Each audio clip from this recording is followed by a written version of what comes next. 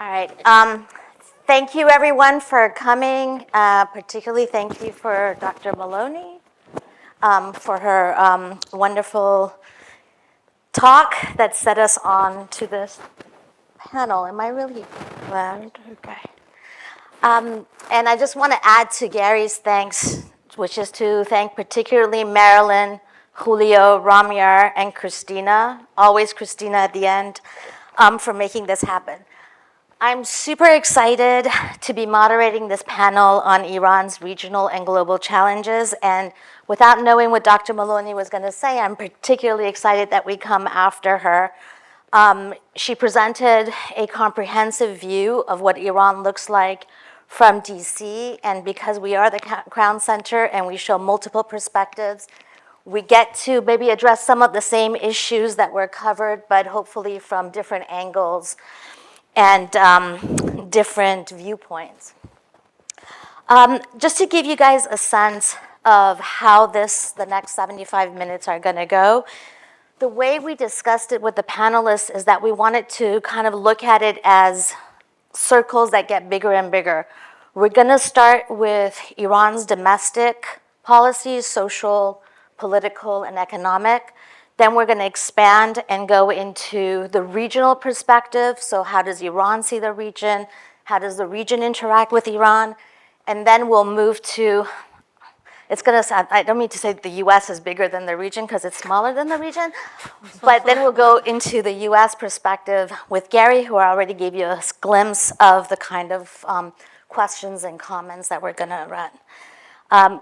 And I'm not introducing the panel A because they don't really need introductions, and B, already Gary did that. And so I'm gonna pose questions for the panel. We're gonna have a conversation amongst ourselves for about, let's say 50 minutes, and then we'll have about 25 minutes at the end for your questions. So let's begin. I'm gonna start with Daniel. Already, I think Eva asked the question about domestic politics and the aftermath of Women, Life, Freedom movement. Now, there's a consensus that even though this movement was not the revolution that Twitter promised us it would be, it was nonetheless a turning point for Iranian domestic politics. Can you talk a little bit to that point, and also from your perspective, what is the aftermath of that movement from the viewpoint of the generational question, which is a really big question in 2022. And what do you think today people are mobilizing around? I mean, I was really delighted that Eva asked that question and to get a kind of foreshadowing of what I was going to say from Dr. Maloney's comments there. You know, we are going to be speaking about the regional, we are going to be talking about the global. But I think we can really ground ourselves in the way that we see the Iranian outlook by starting from the margins.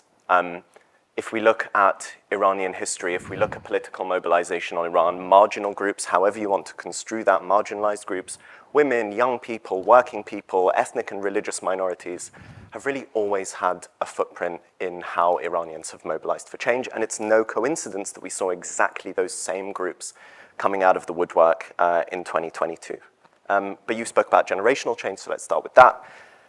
You know, Gen Z in Iran represents around maybe 7% of the population, but I think there is a really strong sense of the kind of threat that it poses, or at least the complexity that it poses to the Iranian establishment. You know, young people, I think, always do. With revolutionary establishment, so much is about buying into the identity, buying into the mythology, and as you get further and further away from that, I think it becomes harder. You know, you saw that in 2022 with sort of key figures in the Women, Life, Freedom movement, in characters and you know, casualties like Sarina Ismailzadeh, you know, people who are YouTubers who spoke so much about the kind of intersecting difficulties of gender, of opportunity, and of disillusionment in Iran. And you see it keeping on into the present. You know, Masoud Pezeshkian put such a big emphasis on Gen Z during his campaign. He had a Gen Z headquarters and, you know, even made some comments to the effect of, you know, the problem is us when it comes to change. So they are aware of the threat and the fact that it stands to worsen, and indeed none of these problems are really going away. Great. I'll ask you about the minorities at a different point. Whenever. Yeah. Hadi, I want to pick up on what Daniel said and ask you, so he laid out the ground in terms of generations and people on the margins. But what do you see as, from a domestic perspective, the short, medium term, and long term challenges that Iran faces? And then pick one of them to elaborate. Sure. Yeah, in short term, Iran faces with the four major challenges: the economic crisis, legitimacy crisis, international relation crisis or sanctions, and state capacity crisis, the lack of capacity in, formulate effective policies and interventions to manage other crises. So we have a different state comparing with 20, 25 years ago. But these four challenges are, one, very, growing rapidly, and second, are interacting and intensify each other and deeply intertwined. And number three, contributing to the midterm challenge of Supreme Leader succession. So he is right now 86 years old, and we don't know when. And the only thing that for sure we can say that no one knows what's happened. And because of his position and his role, he plays an important role in shaping the future of the country and even as in the region.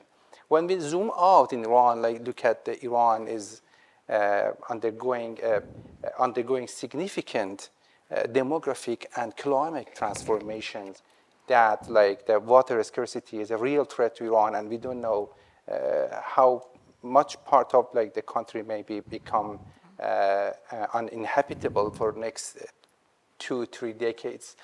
So, but just unpack one issue like economic. Usually I try to simplify to explain how the economic crisis in.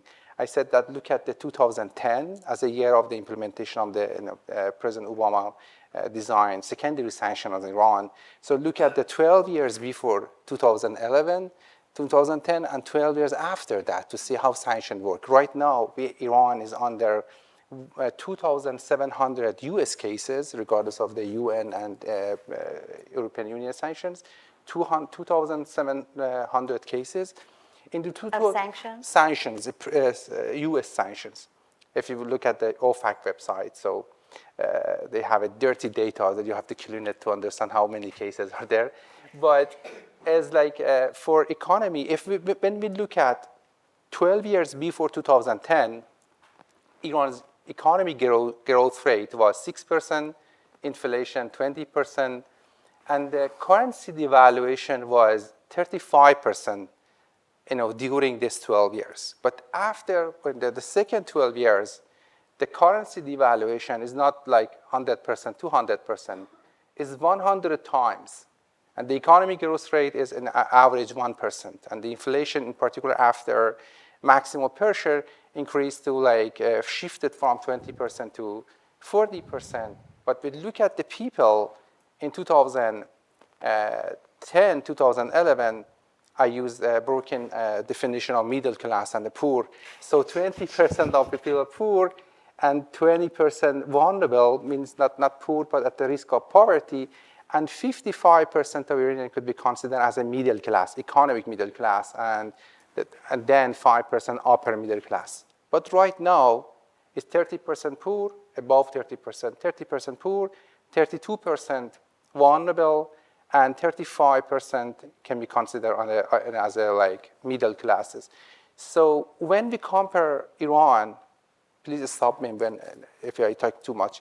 So when we compare with the Turkey in 2011, GNI per capita PPP, or income per capita, as we know, Turkey was 19-something thousand, and Iran was $18,000, 18-something. It was very close. $1,000 was different between them.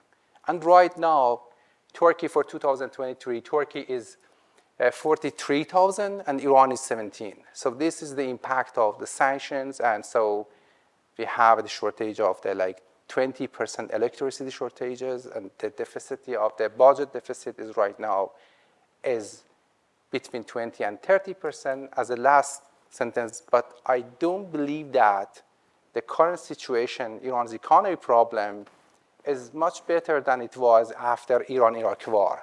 So we heard a lot that Iran is vulnerable than ever. So Yes, of course, Iran is vulnerable than before October 7, but not, from economic perspective, from military perspective, is not that it was after like Iran-Iraq war, that the 55% budget deficit with like 60% poverty. So it is, of course, legitimate crisis is still is a big issue. But comparing with that right now is better. But of course, comparing with the 2010 and 2011, and like the size of consumption in Iranian drop, I mean, is not even, it couldn't reach to the level it was in 2010 in the annual consumption, the real value.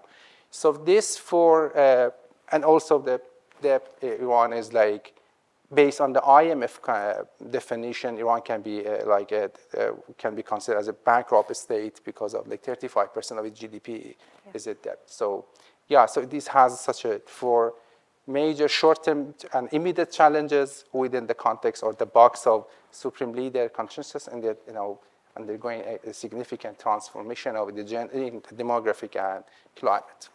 Before we move on to Sanam, I just want to circle back and say, are the marginal groups that you talked about, do you have a sense of which of the three categories they fall into in terms of precariat, the vulnerable, poor, and middle class? Like, are we talking about youth mobilization as a middle class youth mobilization, or are we talking about the Bidun mobilization?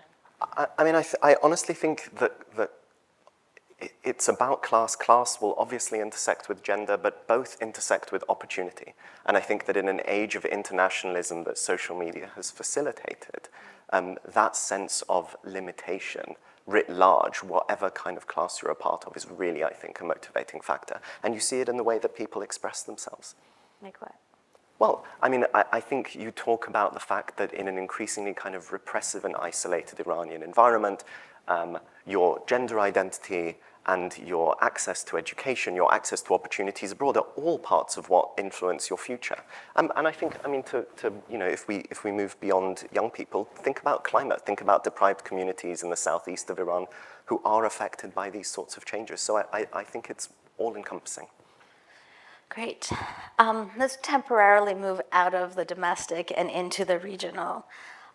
So, Sanam, I wanted to see if you could speak a bit about the regional bind that Iran finds itself in the context of what both Daniel and Hadi talked about. So as it's navigating these domestic challenges, what's the regional climate? What's the regional temperature? What are the challenges regionally?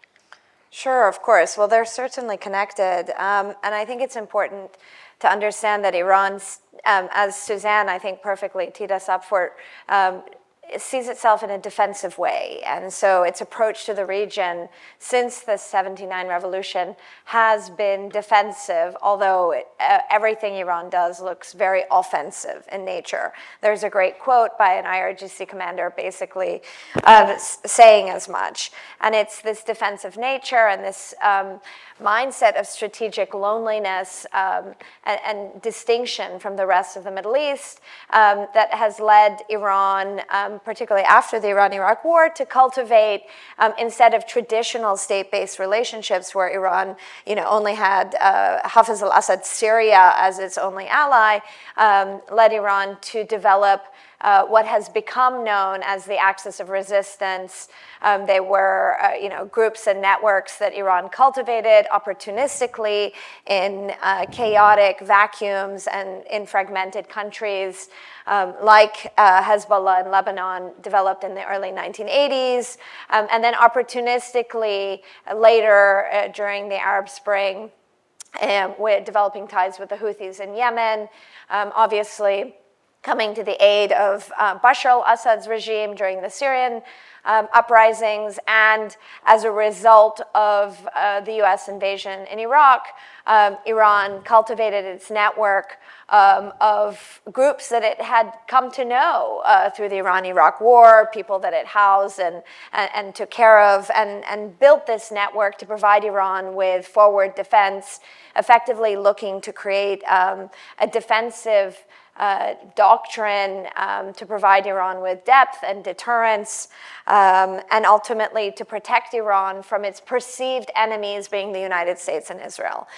Iran, however, 4 decades on from the Iranian Revolution, sees itself quite ironically and contradictorily as a status quo power.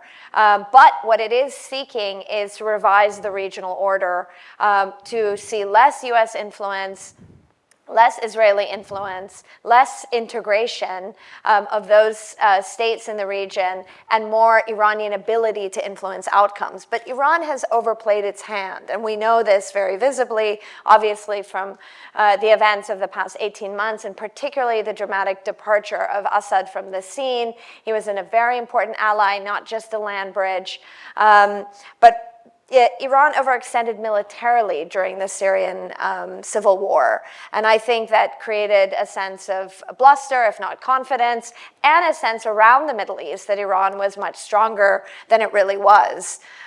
So, this is the landscape that Iran finds itself in. The axis of resistance, while certainly degraded militarily, though, has very interestingly evolved beyond just being a military player. The groups are much more integrated with each other. And I think, to speak to what Suzanne said, will certainly reconstitute and have economic links that continue to live on despite, of course, the targeted attacks that have come from Israel. And these groups have a certain logic of their own. They smuggle oil and fuel and have an economy that is important for Iran, but also for these groups itself. So I think, to wrap up, an interesting contradiction here is that as Iran has become more sanctioned and efforts to contain Iran in the region have picked up momentum, what we have seen as a consequence is that Iran has become more integrated, like it or not, into regional economies from the bottom up, has this network of actors that it engages with, and by virtue, Iran is more reliant on the region than it ever has been. Do you have a sense, if I could do a quick follow-up, about, I'm really interested in these smuggling networks as regional integration. Do you have a sense of if there's a turning point in which these kicked in or became stronger to the point that we are today? And are they kind of immune to, everybody was like, oh, after October 7th, Iran got weakened, but are these networks immune to these kind of macro political forces? Well, most people, and us at Chatham House included, really started to track these networks with the increased sanctioning of Iran. I think we have to do a lot more work into the 1990s, but these networks are set up, far before. The economic vision, I think, for Iran was, and the IRGC, post-Iran-Iraq war, was to utilize and deploy their economic power with the military ties in the region. So, what's interesting is that the axis of resistance has survived shocks in the past, and then it adapts. It's an adaptive axis, more. That's how I like to think about it. So, how it adapted after the 2006 war between Hezbollah and Iraq, it's adapted, of course, through these direct strikes that we've seen over the past year, with Assad, for example, leaving Syria. A lot of the militias that existed in Syria have now moved. Where have they moved? Certainly to Iraq. So too have the Captagon networks that were fueling the narco Syrian state. So it's hard to anticipate the adaptations, but you can sort of track them thanks to satellite data, thanks to the movement of fuel, the movement of gold. And what's interesting about these networks, just to add one little other contradiction, is that they don't just include Axis members. They actually include states, including American partners and allies. These networks are, you bring in a lot of different players, and so then it's hard to break the axis because there are a lot of incentives to keep the axis alive. Oh, great. I hope we come back to that. So it's not a shifting of gears, but we've set the stage now. Iran domestically, Iran within these networks regionally. You already have started answering this question, But just to kind of repeat it, in 2018, President Trump withdrew from the JCPOA. Negotiations have started now. Suzanne expressed that she's not very optimistic about what's going to happen. So instead of asking if you're optimistic or not, let me ask you a question differently, which is, what do you think are the conditions we need for these negotiations to succeed? And basically, based on what has happened and what you think is going to happen, what has the Trump administration been seeking, and what do the Iranians want to give and not want to give in return? So I think it's very hard to know what the Trump administration is seeking because they're sending out mixed signals. Right. I think Trump really wants a deal. I think Trump genuinely hopes to avoid military action and all the risks that would accompany the use of force against Iran. The question is whether the Trump administration is prepared to pursue a nuclear deal that's achievable. And after the first round of talks between Witkoff and the Iranian foreign minister, I was encouraged because Witkoff was talking about a deal that would allow Iran to retain an enrichment program, but with limits and with enhanced monitoring. And I think the Iranians are prepared to be flexible on that because they want sanctions relief and they want to avoid a casus belli. They are weak and vulnerable, and so therefore I think they're prepared to accept some limits on their enrichment program. But more recently, it seems as though, as the Secretary of State Rubio said, the administration wants Iran to accept a civil nuclear program without domestic enrichment, so that Iran could buy enrichment from foreign sources, which was what most countries do. I don't think Iran will accept giving up entirely its domestic enrichment program because that program is essential for Iran's nuclear weapons option. And the government in Iran for many years now has seen as a nuclear weapons option as essential for Iran's survival and defense and its ambitions in the region. So I think Trump is going to have to make a difficult choice. If the administration continues to insist on complete elimination, the talks will fail, and Trump will have to decide whether he's really willing to use military force with all the risks that attend that, or whether he's prepared to modify U.S. demands to something that actually is attainable. Now, even in the latter case, there are lots of very difficult technical issues that have to be resolved in terms of exactly what limits Iran is prepared to accept. And the Iranians will certainly resist giving up their advanced centrifuges, giving up their stockpile of highly enriched uranium, which gives them a quick shortcut to the bomb. So there'll be some tough negotiations ahead, but I do think there's a deal there that at least will address some of the nuclear issues. I completely agree with Suzanne that a nuclear deal is not going to resolve the fundamental hostility between the US and Iran. But it could at least buy space and remove one reason for military conflict. Can I ask a very naive question? Why can't they just take the Obama deal, call it the Trump deal, and put it on the table? I don't think the Iranians would accept that. I don't think they'll go back to the 2015 deal put very, very stringent limits on Iran's enrichment program for 10 to 15 years. And the Iranians have made so much progress since the US withdrew from the agreement in terms of installing much more advanced centrifuges, building up a bigger stockpile. I think it would be very difficult for them to reverse all of that progress they've made. Now, whatever deal, if a deal emerges, Trump will certainly say it's the best deal in history. There's no doubt about that. But I don't think it's possible to go back to the 2015 deal. Before I move on, thank you all. Before I move on to my follow-up questions, I want to see if you had any questions for each other, or if there were any points that you wanted to elaborate on or ask each other a question. Can I just say something in agreement?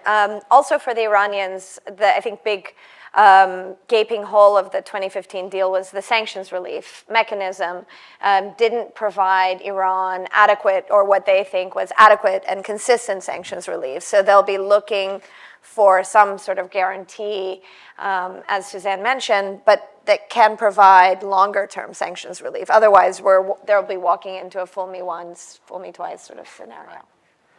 Well, I agree with that. Of course, there's no way Trump can guarantee that the next president won't renege on the deal, just like Trump reneged on the deal. Even a treaty is not protection against a future administration leaving the agreement, because treaties have an escape hatch, and the U.S. has certainly demonstrated it's willing to withdraw from treaties when it doesn't suit its interests.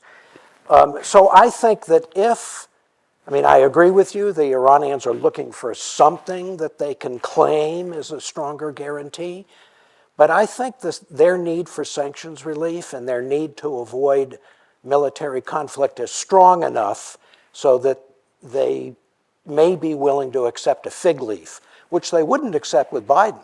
Biden offered them a fig leaf, a presidential letter. I promise I'll do my best to ensure the next president doesn't leave the deal. That wasn't good enough for the Iranians. But the situation's changed pretty dramatically since then, especially because of Iran's setbacks in the region and its domestic economic problems. So I think they'll settle for less. My question is whether the Trump administration will settle for an achievable deal, and I just don't know. Hadi and Daniel, do you want to add anything? No, just no.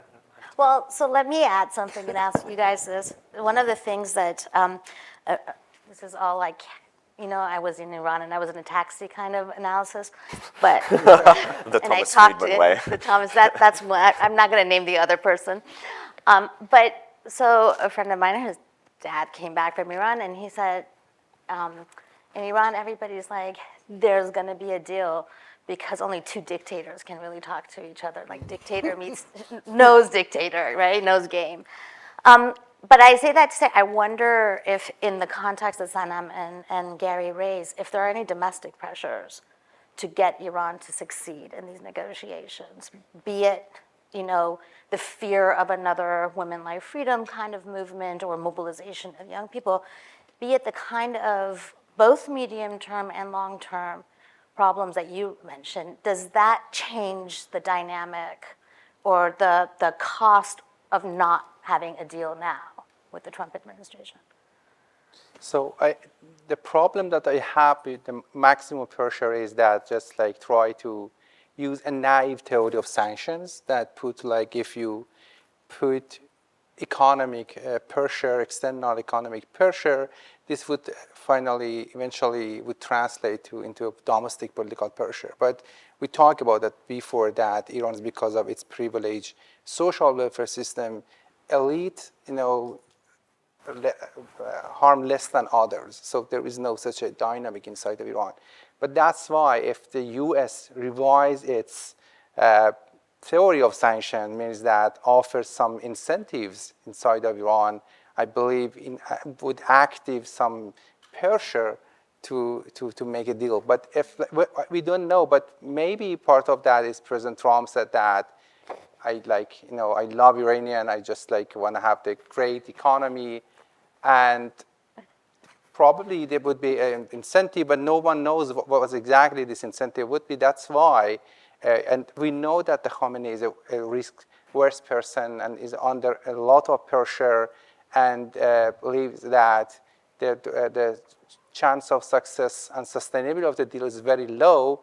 But at the same time, we try to answer this or respond to the demand to let's check and let's give another chance, and even this time, let's offer some economic incentives to to decline the cost of political cost of the deal for Trump. At the same time, we can sell it to Iranian to say that okay, this new deal, we solve the problem, the first one that was the primary sanction of the United States, and so we try to engage with the U.S. from economic with building economic relationship. And so he under pressure, the question that he tactically accepted the deal did the first time, 2015, but rejected any working economic, tie with the U.S. And he rejected it was like the Ford sent some car to Iran, and they stopped it and returned it. So maybe at this time, such a thing inside of the country. But we can talk later about the impact of. So the final decision on foreign policy, of course, is made by Supreme Leader. However, the composition of national security and the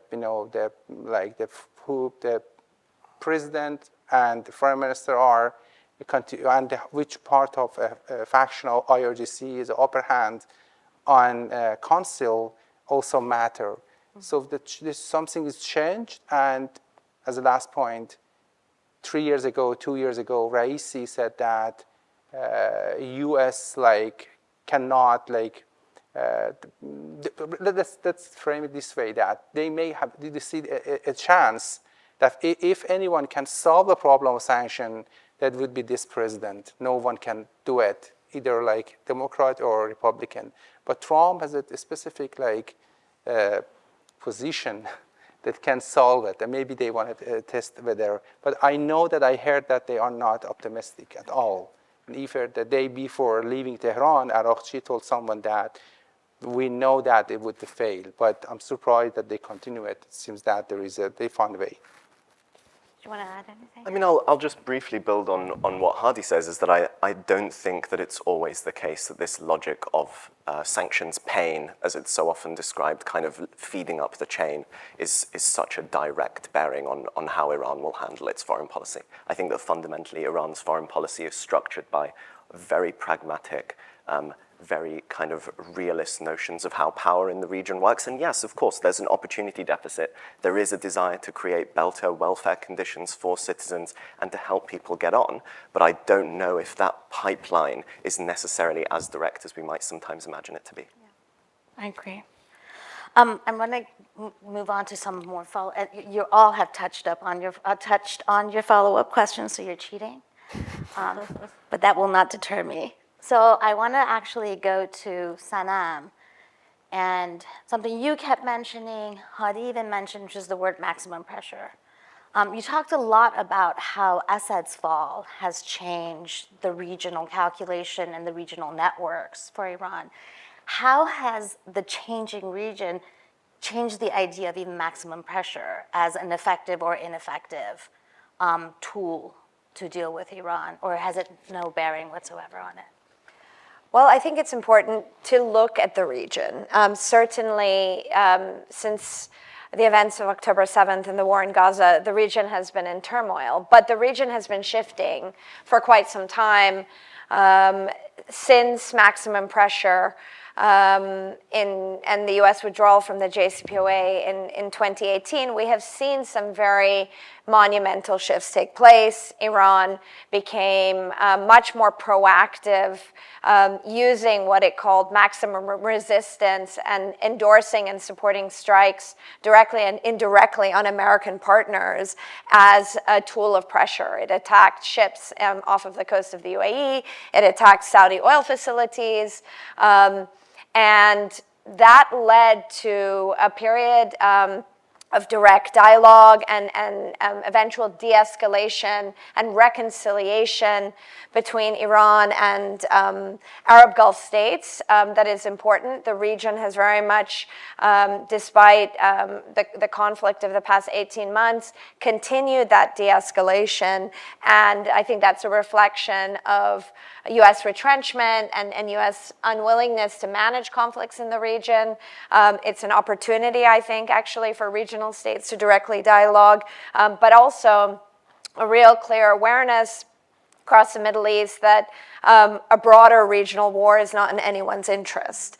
And so I think amidst that landscape, Iran today is less isolated. It's not as if problems have been resolved by any means. There is deep mistrust all around, but there is a greater willingness to directly, diplomatically engage. And in fact, after these talks in Muscat and then in Rome, you now see the Iranian foreign minister calling up all of the Gulf foreign ministers, including the Bahraini foreign minister, for example. There's much more regional diplomacy underway and regional buy-in for this deal, because I think Arab states are very aware that military conflict with Iran will have implications for them. Their economic security, regional security could be very much damaged. And so I think this environment is important. And this de-escalation is not just unique to Iran and the Gulf states. It's quite broad. I mean, we've certainly seen the Abraham Accords.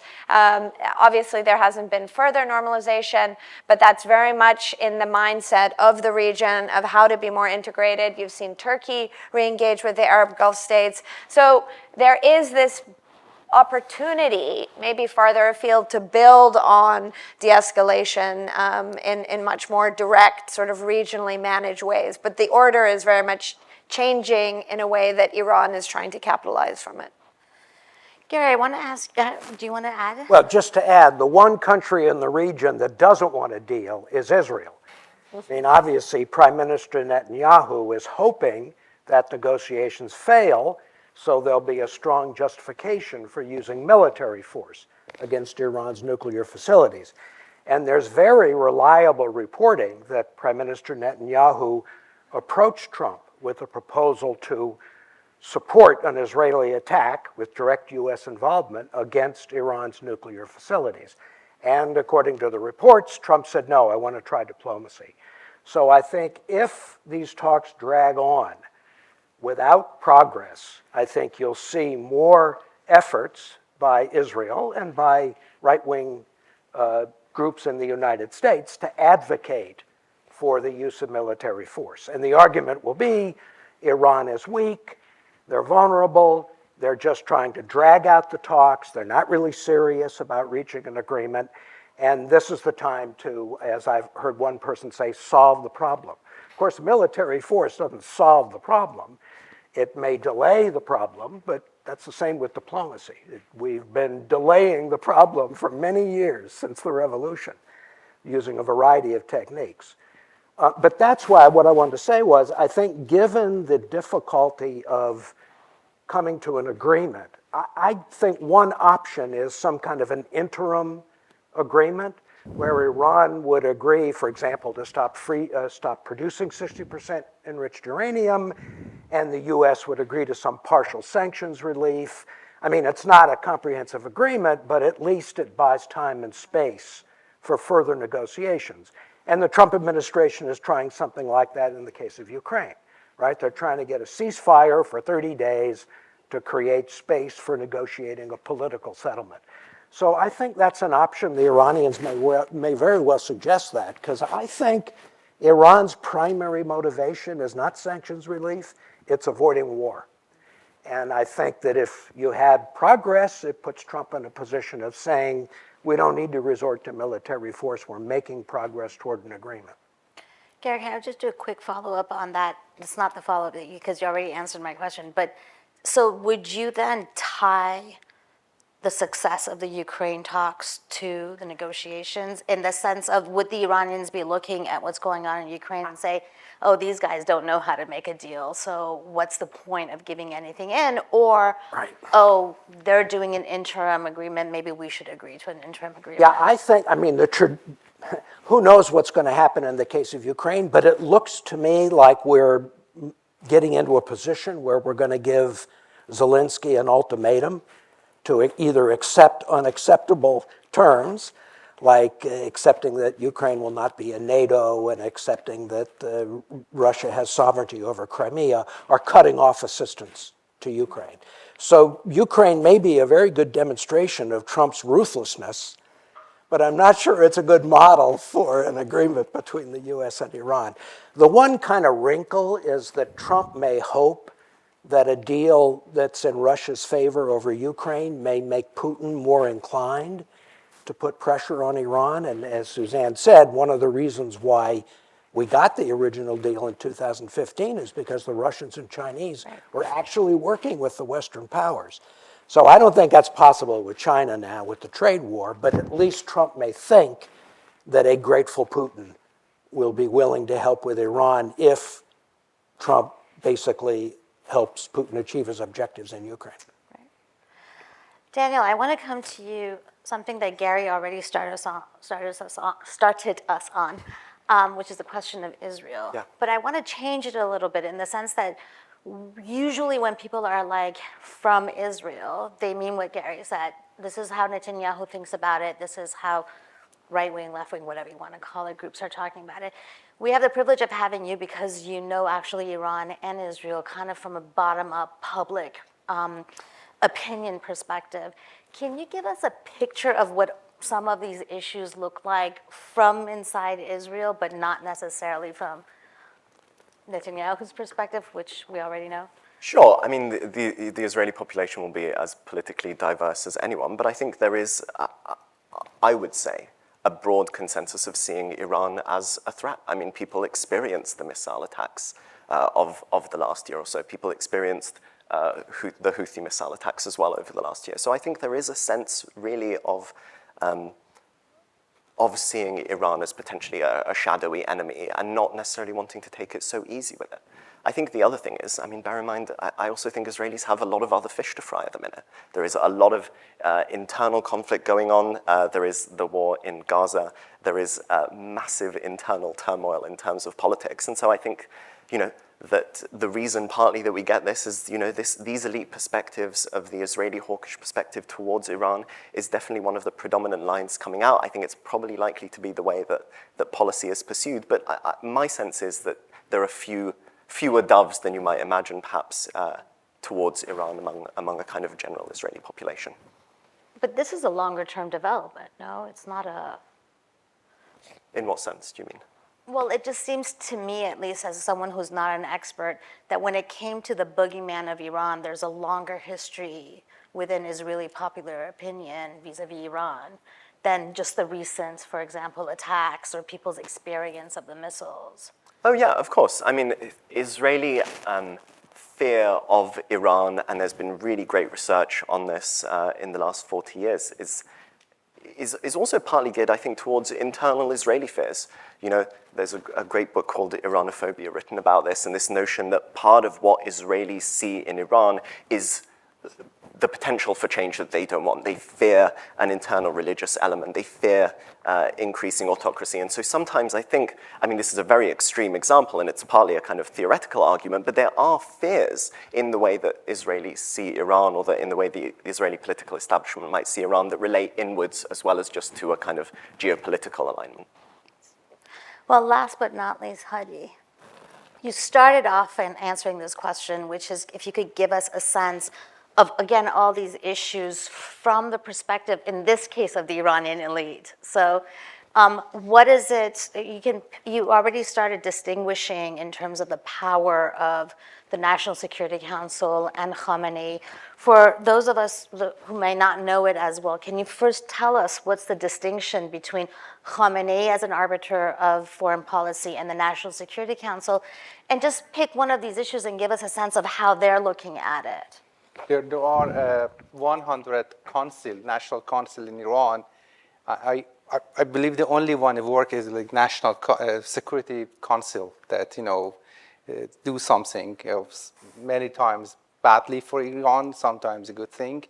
But the council working on Iran's national security, like foreign policy and domestic policy, including foreign minister, president, and the head of the national, is the Supreme Security National Council, something is name, and the head of is a U.S. president, Iran's president. Sorry, it's the head of that is Iran president, and they the IRGC is a member of that, intelligence services is a member of that. I believe 2 or 3 other members of the cabinet is a member of that, the council, but is for domestic and international security issues. They frame and design policy and suggested to Khamenei, and he normally accepted or he maybe somehow designed that this way, but he knows very well the result. But sometimes, for example, as I heard that after Haniyeh, he advised the council to respond to Israel. And the only person that rejected was, president and one member of IRGC. I heard about that, and he said that Khamenei responded, "That's fine, it's your decision, but it would be costly," and they would responded very, very hardly next time. So waiting to see how Israel would damage us very, very, hardly next time. So this council plays an important role because of the president and particular foreign minister, because the foreign minister of Iran can propose some idea or came up with some suggestion to shape the policy. And but this we can see a lot of change in Iran's foreign policy, particularly after Ayatollah Khomeini. So both within the Iran's elite, there have been traditionally two schools of thought. One we know as a moderator or reformist. One is conservative or hardliners. So both of them in 1990 adhere in 1990s? to 1990, yes, after Ayatollah Khomeini, both of them adhere to a slogan of neither west, nor west. But moderator, including President Rafsanjani, advocate for some sort of negotiation, engagement, and diplomacy, and try to normalize the relation with the West.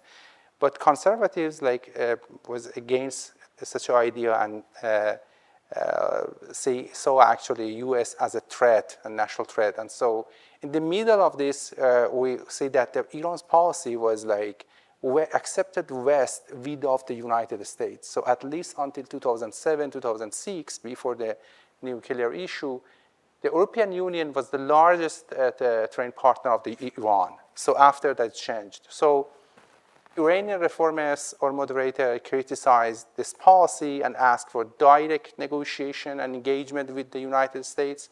And even before President Rouhani, Mr. Salehi said that I was surprised and shocked when I saw that, when I told Supreme Leader that Americans are ready to talk in Oman, please accept it, and he accepted, while President Ahmadinejad was against such an idea. So, but during JCPOA and after that, in particular, after the maximum pressure and when President Trump withdrew from the deal, they told before that the U.S. next president withdraw from the deal, and I believe they showed the Tom Cotton message that they will, the letter, something like that, that they will tweet. Tweet. It was a tweet and letter, I believe. I don't remember exactly. So, but during the JCPOA and after that, conservative and hardliners said that instead of working with the U.S., we should build a resistant economy, adopt some resistant strategy, expanding our relation with the new emerging world power like China and Russia, and enhancing our regional deterrence. But after October 7, we heard something behind the closed door, inside of reformists, that not only we should talk with the U.S., engage directly with the United States, normalize our relation with the Saudi Arabia, which if we want to have a sustained relationship with the West, we have to think about some sort of informal detente without recognition with Israel. It's a very privately, and they said that, they advocated for that. So we should normalize relationship with the U.S. and have some sort of an unofficial non-aggression pact. I'm not familiar with this political term. So non-aggression pact with the U.S., but not very officially, just follow the model that Saudi Arabia had in 1990s and 20s. So, and added to that to work with the China and Russia and normalize the relationship with Saudi, but to other side, and we can hear right now said that not only we should expand our relationship with the China and Russia and build a resistant economy, we should add for first time nuclear weapon to our defense strategy to make sure that, and they believe that the United States will never ever leave the sanctions, and we cannot trust because of the problem of Israel, and Israel will never ever allow US to make any deal. So build the economy, and they refer to like last 4 years Iran's economy growth rate and some change in that. So it's from very close, very tiny gap in 1990s, and right now we see like a growing gap within the political elite. And so I believe that if something happened, like, if the deal is, accepted by Trump, and if Trump exactly what he wants, like, so the deal is signed by him, the reformists would have a chance to, like, to follow that strategy, to try not to normalize or recognize Israel, but try to say that, like, we should go after, de-escalate with Israel. Thank you. I have more questions, but I'm told I need to share. So there's a lot of questions. Sir, can you introduce yourself? No. Shy. Thank you guys so much. So for a few minutes, I'd like to play the devil. Because I think so if I'm trying to like piece together a perception of Iran, we have one element, which is their ability to play the long game, the long haul. And I think I completely agree with Suzanne, and I think the history of the Iran-Iraq War demonstrates that they're capable of doing that. And there is the sense of that they're pragmatic. I think Daniel, you said something. I think you used the word pragmatic.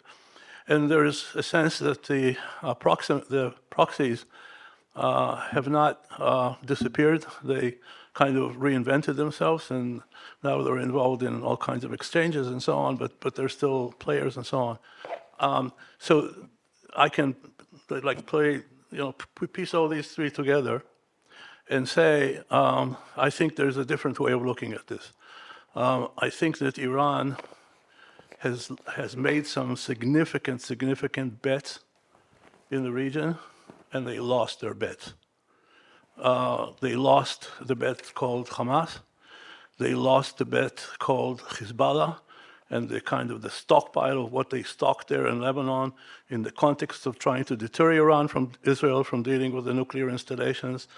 That bet has lost. They certainly invested a lot in Syria, which came under some criticism from time to time, quietly out and emerging and so on and so forth. They lost all these bets. This grand design that Qasem Soleimani built, which was remarkable in the sense that the guy really was a grand strategist, that grand strategy collapsed.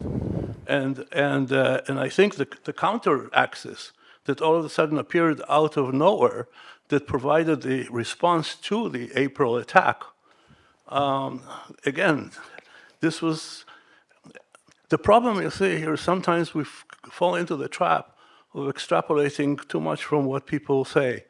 So from after October 7, the Jordanian foreign minister was probably the most vocal anti-Israel and so on and so forth. Jordan played a key role in this counter axis. And most of the stuff intercepted was intercepted on Jordanian soil.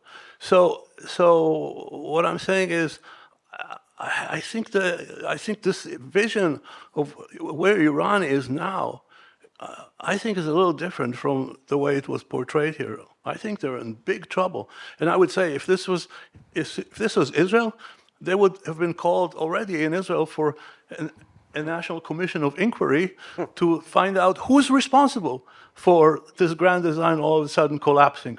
I think I can't say it's completely withered away, but Iran is in big trouble. It's a whole series of bets with huge investments, and they largely collapsed. Thank you. I will translate into a question. Can an argument be made for the weakening? Iran is on the verge of a collapse based on the assumptions that Shai presented. That's not fair. Was that not your? That's not fair because that took it one step further. There's of course a possible policy implication, and that is the policy implication. I just challenged the analysis, not did not present a counter-policy. No, I'm just turning it into a question so that, if we ask this as a question, do you agree? And be careful what you say. Yes. Sanam, why don't we start with you? Sure, I'm happy. I mean, obviously, I think we're trying to provide some nuance. It's very easy to see what we have witnessed over the past 18 months in a zero-sum way. But I think we're all cautioning against that sort of takeaway, really, because actually Qasem Soleimani, I don't think, was a grand strategist. I think Dexter Filkins made him into the shadow commander. Instead, he was someone who he was kept in command for far longer than most, and he was very effective at muscling this network of individuals that he had known for a very long time around, and he was very capable at being personal about it. What we've seen since the death of Qasem Soleimani in 2020 was a shift in the way the axis of resistance has operated, away from command and control from Tehran into a much more decentralized but also more integrated axis of resistance, where the Iranian system isn't making phone calls and managing every crisis, but in fact, the axis has become more integrated. And I think it's important to not to see the strategic defeat over the past 18 months or the strategic setbacks of the 18 months and perhaps find opportunities to build wins out of them. In Lebanon, for example, to support better governance and accountability there. In Syria, for example, and I certainly think what Israel's doing there is very provocative and potentially destabilizing over a longer period of time. And moving away from just the military dynamics and thinking about political settlements also in Gaza would be very important to, again, break the axis further and preventing it from rebuilding. But ultimately, Iran is opportunistic, pragmatic, plays the long game. It's a defensive actor. So it has always, for 46 years, operated in a defensive way. This is what Iran does. So I personally think that instead of seeing it in this black or white, you have to find ways to get in there, oftentimes the way the Iranians do. And sometimes it's diplomatic and sometimes it's through deterrence to put pressure on this regime and not maybe assume that the military outcome vis-a-vis the Islamic Republic is going to produce setbacks to the nuclear program permanently, let alone, I don't know, the dissolution of the regime that I personally, and we can discuss this maybe later, find hard to imagine. I'm less optimistic about the democratic future of Iran. So, I already said, I think the setbacks Iran has suffered since October 7 has made them much more eager for a nuclear deal in order to get respite from threats. So the question before the Trump administration is how much can you extract from Iran in terms of nuclear concessions in order to relieve the risk of war for them? And as I've said, I think if the Trump administration tries to achieve everything, complete permanent elimination of Iran's enrichment program, I don't think the Iranians will accept that, even under the threat of military force. I think they would rather suffer a military attack against their nuclear facilities than to give up the program.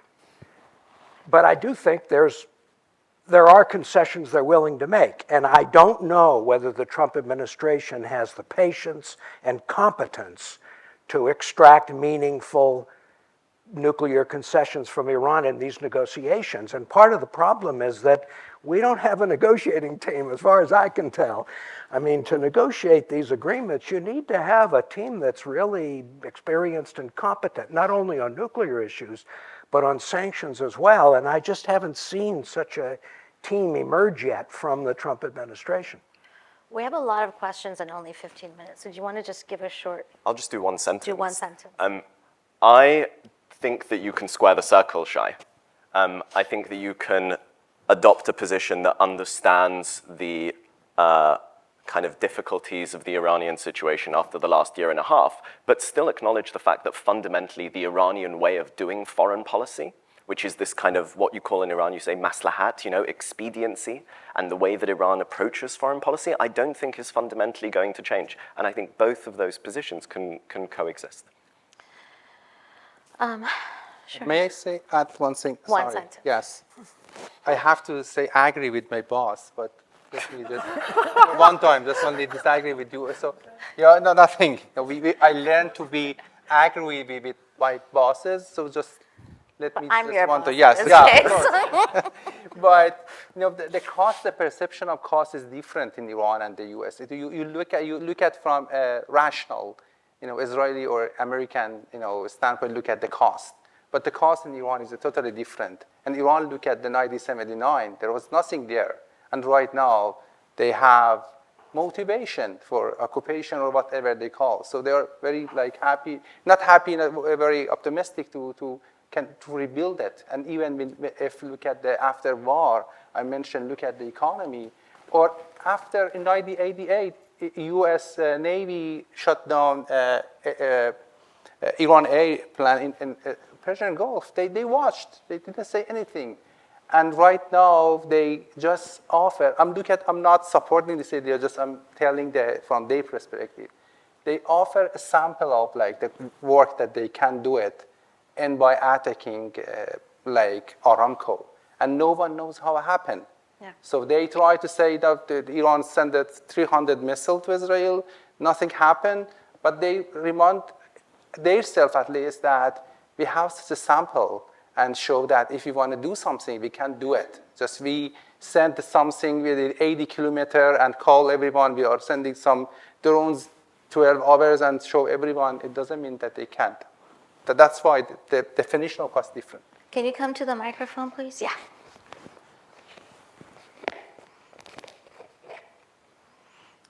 Thank you all. I wanted to move us back into the domestic sort of realm in Iran.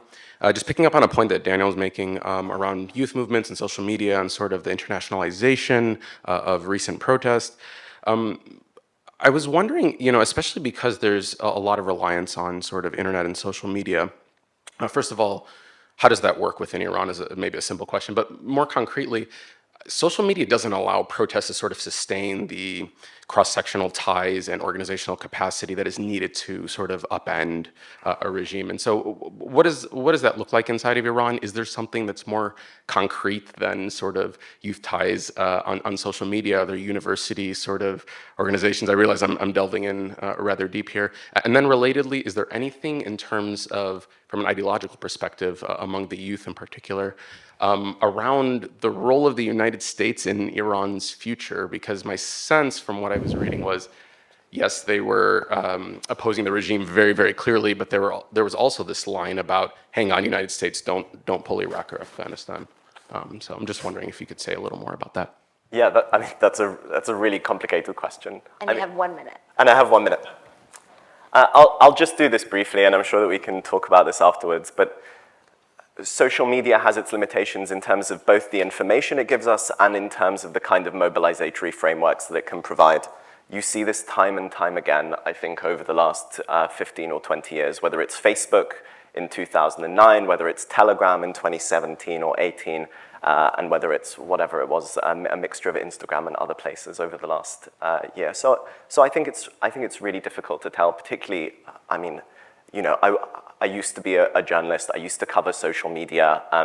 We did big data projects on this, and it's hard to kind of see the wood for the trees sometimes, particularly on platforms like Twitter or X that are so frequently being gamed, or whatever you call astroturfing, or whatever the terminology is. So that's one thing. In terms of where that's happening, I think it's a lot of different places. I think it doesn't necessarily just happen in. I mean, if you look at the protests, you see it in schools, you see it in youth movements, you see it in workers' syndicates, and so I think these are places that you can also find. But really, I think social media is one of these double-edged swords. It's one of the few windows that we sometimes have into this generation, but I think sometimes the information that it can actually give us is very limited. And with regard to kind of the way that we talk about the US, I do see that there is a sense of limitation sometimes in the way that people frame these things, but I think that's also partly just about trying to focus on conditions in Iran and trying to look for opportunity where it exists. and obviously not get yourself into too much trouble in the process. Can I just actually add, I think I'm deep in the weeds of the 1979 revolution, like deep, deep, deep. And one of the things I've noticed is that I think there's a fallacy in our times that we talk about, oh, social media can't create a mass movement.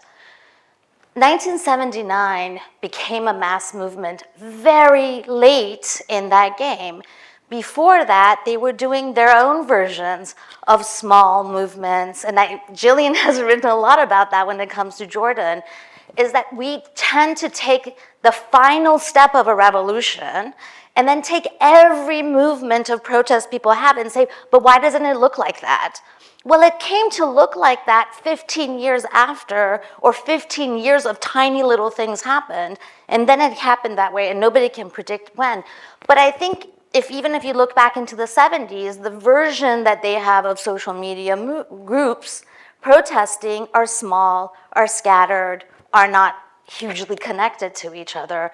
So I think there's a thing to think about whether we're actually comparing apples and oranges when we compare these two things together. Next question. Yes, sir.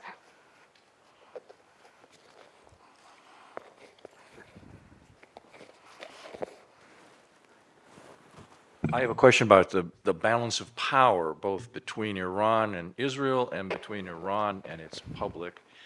I'm wondering specifically if you could comment on an article that Thomas Heghammer published in 2021 in Foreign Affairs, and it was called How the War on Terror Supercharged State Power.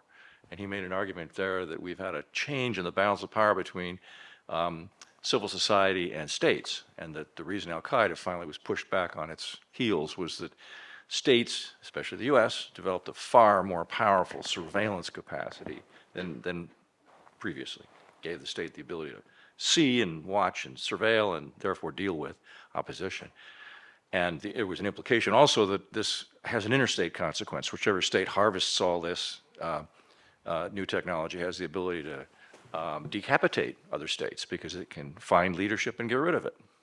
And have we seen this at work in the Mideast? Number one, do you think this is part of the reason, yes, no, why the Iranian regime has succeeded, I think very well, in crushing what looked like very motivated and well-led civil opposition, especially the women's movement in 2021? I remember seeing a lot of testimony from folks in that movement saying, we were being watched like never before. If we went in the street and demonstrated, the Iranian, cops would show up at work afterward. Somehow they knew who we were in a way they never used to. And then we just saw in the last Mideast war, Israel had the capacity to reach right into the guts of the Hezbollah and Iran regimes and more or less say, we can pick you guys off at will. Do we have a technology revolution here that has changed the balance of power? Is it reversible? By the way, Heghammer closed, just to scare you a little, he closed the article by saying Americans better be very careful who they elect president. But so glad that we're putting this online. Who wants to pick this up? Well, there was an interesting book published a few years ago by Steve Lipitsky, I think, about authoritarian resilience. And states in the region have been, building that resilience for quite some time. Iran is certainly one of them, and there are conditions inside Iran that have helped the state insulate from within, whether it's through gutting civil society, whether it's through maintaining factional unity, whether it's through acquiring surveillance technology. All of those, I think, have come together to help the state be strong. And I think the conditions are not just unique to Iran. I think if you look across the Middle East, fortunately, unfortunately, these conditions are quite ripe everywhere we look. We might see reform economically and socially taking place in different parts of the region, but the state structures and the authoritarian resilience model is one that has sort of come out of the Arab Spring as winning effectively. And I think that states have become just much more effective and agile at using technology. And particularly in COVID, that's when you saw a lot of Arab states, as well as Iran, surveil their society, map and track their society more. And that, I think, has come, of course, at the expense of ordinary people, civil society organizations, and the like. So I think those trends are here to stay unless we can find ways to roll them back. And I'm not sure who the we is anymore either, since we have these problems here. Gary?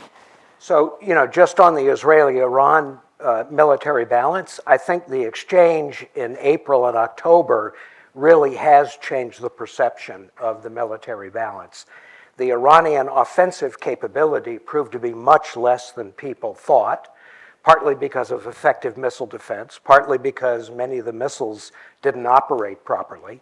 And Israel's offensive capability against Iran proved to be much stronger than people thought, using airplane-delivered ballistic missiles with great precision, destroying air defense sites, S-300s, missile solid fuel production sites, possible nuclear sites. So I think all of that has given the Israelis more confidence that if they carried out an attack against Iran, they could be relatively effective. I mean, I agree with Suzanne that Israel alone can't do as much damage as the US could, but I think, at least according to press reports, Israel was hoping that they could lead an attack with some support from the US. And of course, the problem with that is that if Iran retaliates, they may not make such a fine distinction between who was leading the attack and who was in support. We do have actually a viewership online, and somebody sent in a question, so I'm just gonna, whoever wants to pick it up, and then we're gonna end on that, which is, how do you see the future of Iran's military assistance to Ansar Allah, considering that Iran wants a deal with the US? I'm just the reader. Well, one way Trump might square the circle if he gets a deal on nuclear that's not as good as 2015 is that he could get something non-nuclear that would allow him to say, this is a better deal. So he could try to get something on missiles, like non-testing of long-range missiles. Or he could try to get something on Iran's support for regional allies, like the Houthis. So at least there are, I don't know, you probably know more than I do, but there are at least rumors or suggestions or speculation that Iran might be willing to sacrifice. And if they're going to sacrifice somebody, the Houthis are the ones that would be at the top of the list. I would just add, I mean, it's worthwhile noting that just the other day, Khalid bin Salman, the defense minister and brother of Mohammed bin Salman from Saudi Arabia, visited Tehran, and lo and behold, also saw the Iranian supreme leader. And letters, of course, everyone loves to write each other letters, were exchanged. And, part of that letter certainly looks at the regional picture and the regional sort of arbitration underway that could come as a result of the nuclear deal. For Saudi Arabia, certainly dialing down Iranian support for the Houthis is important, and obtaining Iranian help in Yemen, I think, is part of that conversation. There are, of course, rumors that mobilization could recommence in Yemen, and the aim, of course, for Saudi Arabia that sees Yemen as its vulnerable point for conflict is to think about what a political settlement could look like, and the Houthis have to be involved, and that's where Iran is a potential actor. May I add something? I'm not a specialist in this field. I'm just estimate the poverty or something like that. This is not like a strategic thing like military or but just as a person who read and follow Iran news or articles or argument inside of Iran, Iran's relationship with its ally is not as say that you should do this or that. We know that. As far as I heard, that Rouhani met Nasrallah and last year and asked him to stop war with Israel, and he rejected because some reason, and even said that even if Iran not support us, we have to support Hamas. So even relationship with the Nasrallah that is following Ayatollah Khamenei and believe that Mughallad Ayatollah Khamenei is my leader. He rejected. Or a relationship with the Houthi as well is That's why it's very effective. That's why the relation, at least from Iran's standpoint, is very effective, that we are brotherhood, we are not your boss. We advise you to do this or that, and sometimes they have like a thing. And the second thing regarding the Israel and Iran military, just I repeat what I heard or learned. They said that we just try to respond to Israel because Israel humiliated us for many, many times and responded. But look at how Israel, could, defend that lake. All of countries in the region around the world came together, worked together to at the end, 300 missiles, drop in Israel, 70% of them touched the land of Israel. So all of the region, Jordan, Saudi Arabia, Qatar, Bahrain, look at, how they engaged with us, and even Hezbollah or Hamas didn't do anything. So, and they said they show it, and even they said that we had 4 S-300 from Russia, that each part of them, one of them is battery, one of them is box, is damaged by Israel.